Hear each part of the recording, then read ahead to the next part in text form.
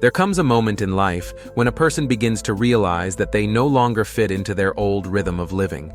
The things that once excited them, the social conversations, the noisy gatherings, the hollow compliments, suddenly lose their color. They start to hear a faint calling from within, as if some quiet part of the soul is whispering, "It's time to return home." In recent years, many people have begun to feel a deep exhaustion without knowing why.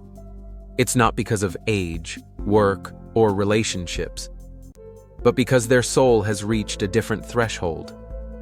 The world has become too loud, and truth is rarely welcomed. Those who are sensitive, who see beyond the surface, are often labeled as too serious, too complicated, or too intense. But in truth, they are simply entering what Carl Jung called the stage of transformation of consciousness, the point at which one begins to see the true nature of things and can no longer return to their previous innocence. They no longer feel the urge to argue about who's right or wrong. They no longer wish to hold on to relationships that survive only on politeness. They begin to choose silence, not out of weakness, but because they've learned that their energy is too precious to waste on emptiness. And within that silence, something miraculous happens. They begin to hear the true voice of their soul. They start to feel the rhythm of life pulsing through every breath, every touch, every moment of stillness. This feeling is both lonely and sacred because it marks the moment a person is truly awakening. If you are in that space, where everything old seems to dissolve and you find yourself standing in the vast unknown, know this: nothing is wrong. You are standing at the threshold of the most beautiful phase of your life, and though this journey is quiet, it will transform you forever. When a person reaches this stage, the first thing they feel is not peace, but confusion, a sense of being lost, uncertain, and afraid, because everything that once defined them, their roles, titles, relationships, expectations, begins to fall away. Jung called this moment the dark night of the soul. It is not a punishment, but a necessary passage for the soul's rebirth. During this time, many feel disoriented, as if they no longer recognize themselves. What once filled them with pride now feels meaningless. Those once close now seem distant. Yet this dissolution is the fertile soil from which a new self can emerge. Just as winter, though it appears lifeless, is the beginning of spring. The greatest danger is in trying to go back. Fearing silence, they bury themselves in work. Fearing loneliness, they cling to relationships that have already decayed. But the more they run, the more exhausted they become. Jung once said, "One does not become enlightened by imagining figures of light, but by making the darkness conscious." True change begins not when we try to fix the world outside, but when we start to observe the world within. This is the stage where one learns to let go, to release the need to control, the need to be understood, the need to always be right. And in letting go, they discover that nothing has ever truly been against them. The universe is simply dismantling what no longer fits, to make room for what is better. When you begin to understand this, the fear of loss fades. You stop trying to hold everything together and start listening to the quiet rhythm of life itself. Every shift, every departure, every seeming collapse, they are all gentle invitations, guiding you toward a deeper, truer, freer way of being. When one has surrendered long enough, something beautiful happens. Silence no longer feels frightening. It becomes peaceful, as if the soul has finally found its resting place after years of running. In that stillness, you begin to notice the subtle movements of your mind, the memories you thought you'd forgotten, the anger never spoken, the long-buried desires. Jung believed that it is at this stage the unconscious begins to speak. It doesn't use words, but feelings, dreams, intuitions, and recurring patterns in life. A person may meet the same kind of people, face the same kind of wounds, until they finally understand. This is not bad luck, but a message from within. The universe never punishes. It simply mirrors what we refuse to face. Many people feel uneasy when painful memories resurface. But Jung said, What you resist persists. It will rule you from the shadows. That is why facing yourself is the only doorway to freedom. Once you dare to look at your own shadow, your jealousy, shame, and sense of inadequacy, you begin to truly understand yourself. And when understanding arises, judgment fades. You no longer condemn your flaws. You begin to hold them with tenderness, like embracing the wounded child within who was once abandoned. This is not weakness. It is the highest form of strength, for it ends the lifelong war between you and yourself.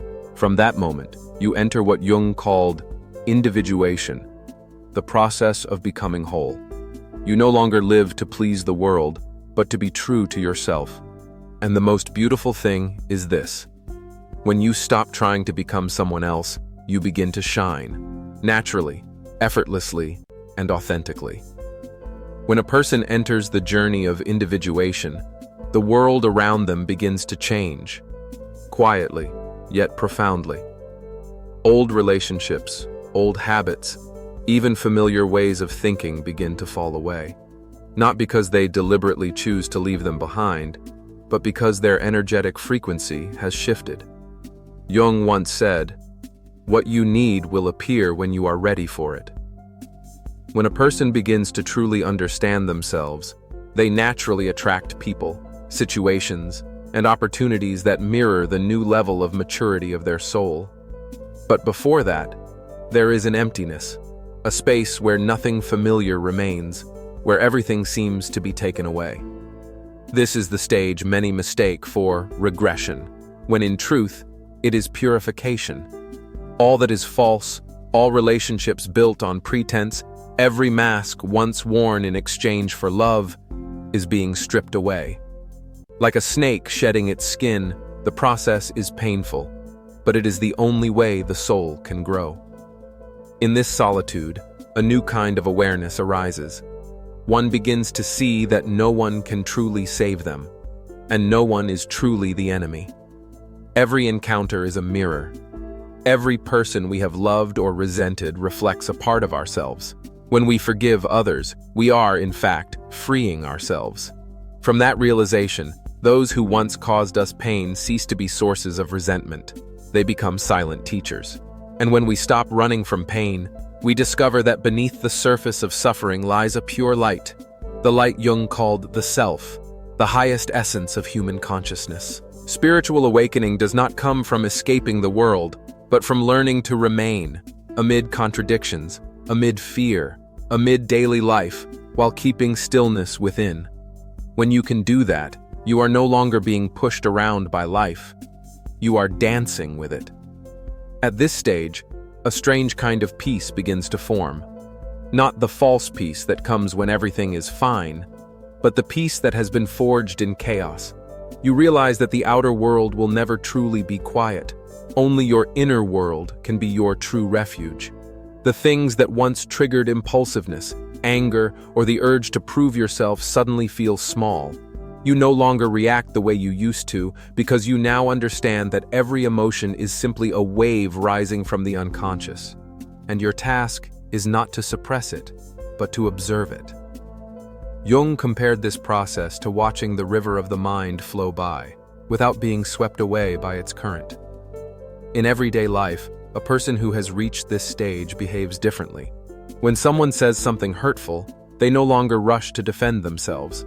When misunderstood, they no longer need to explain. When those around them are busy arguing, they choose silence, not out of weakness, but out of understanding that truth does not need to be shouted.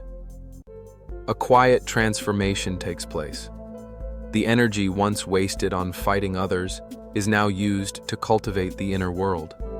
The person becomes clearer, wiser, and paradoxically, gentler. They begin to see the pain behind other people's actions and realize that most humans are merely acting from unhealed wounds. This is the moment Jung called the union of opposites, the merging of light and shadow, ego and soul. One no longer tries to eliminate their darkness, but learns to coexist with it. And when that happens, a new kind of freedom arises. freedom from the need to control, from the fear of judgment, from the pressure to be someone. When a person reaches this state, they no longer need to prove they are awakened. Their very presence, quiet, grounded, and filled with compassion, becomes the proof. As the journey unfolds, one realizes that awakening is not a destination, but a way of living. It is not a single glorious moment that keeps you illuminated forever, but 1,000 small moments in which you choose awareness over reaction, love over fear. A person who once lived in constant defense now smiles at what cannot be controlled. A person who once craved love now learns to give it unconditionally. A person who once felt lost now understands that solitude is not emptiness. It is the space where the soul can finally breathe. Jung once said, "The light you seek is always hidden within the darkness you avoid." When you dare to face that darkness, the imperfections, the memories you've erased, the emotions you've feared, you no longer need to run from yourself. That is the moment the soul unites.